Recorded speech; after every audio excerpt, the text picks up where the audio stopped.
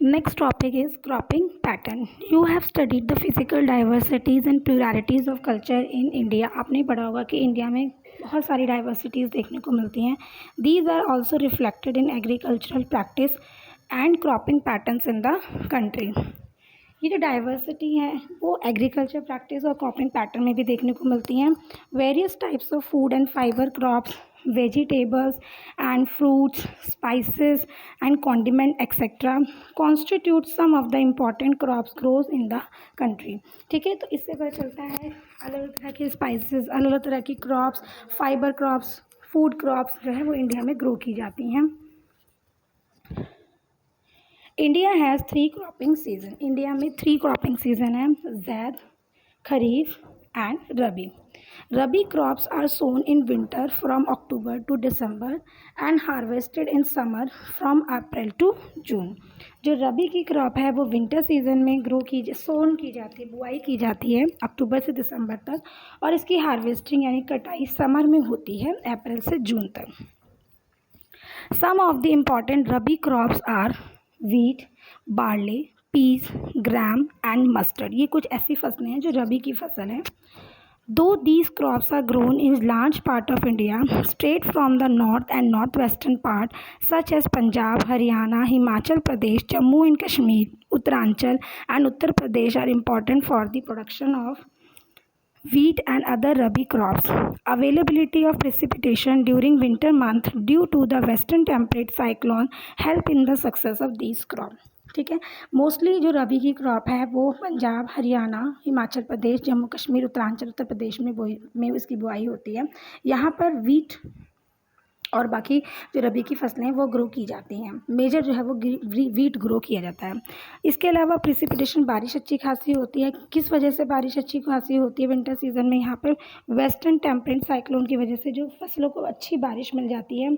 However, the success of Green Revolution in Punjab, Haryana, Western Uttar Pradesh and parts of Rajasthan has also been an important factor in the growth of the above mentioned Rabi crops. लेकिन इसके अलावा रबी की crops की success के पीछे इन राज्यों में जो मेन रीज़न है वो है ग्रीन रेवोल्यूशन. खासतौर पर पंजाब, हरियाणा, वेस्टर्न उत्तर प्रदेश और कुछ हिस्से राजस्थान के, यहाँ पर रबी की फसल की जो सक्सेस है उसके पीछे ग्रीन रेवोल्यूशन का बहुत बड़ा हाथ है.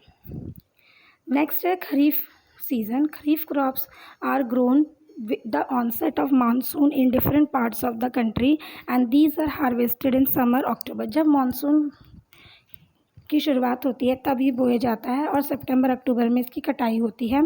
Important crops grown during this season are paddy, maize, jowar, bajra, tur, moong, urad, cotton, jute, groundnut and soybean. Some of the most important rice growing regions are Assam, West Bengal, coastal region of Odisha, Andhra Pradesh, Tamil Nadu, Kerala and Maharashtra. ये कुछ इलाके हैं जहाँ पर रबी खरीफ की फसल सबसे ज़्यादा बोई जाती है. Particularly the Konkan coast along the Uttar Pradesh and Bihar. Recently, paddy has also become an important crop of Punjab and Haryana. Punjab और हरियाणा में भी चावल की खेती जो है वो बीते कई समय से की जा रही है. In states like Assam, West Bengal and Odisha, 3 crops of paddy are grown in a year. West Bengal, Orissa, Assam में चावल की 3 फसलें एक साल में ग्रो की जाती हैं. These are ओस, अमन एंड बोरो. इन 3 फसलों के नाम है ओस, अमान एंड बोरो. ठीक है, तो ये 2 मेन सीजन्स हैं. इसके अलावा in between the rabi and the kharif season there is a short season during the summer months known as the zaid season. Kharif और रबी की सीज़न के बीच में एक छोटा सीज़न और होता है जिसे ज़ैद का सीज़न कहते हैं, जो समर मंथ्स में आता है. Some of the crops produce during zaid are watermelon, muskmelon, cucumber, vegetable and fodder crops. Sugarcane takes almost a year to grow. ये कुछ ऐसी फसलें हैं जो ज़ैद के सीज़न में ग्रो की जाती हैं. शुगर केन को ग्रो करने में लगभग 1 साल लग जाता है.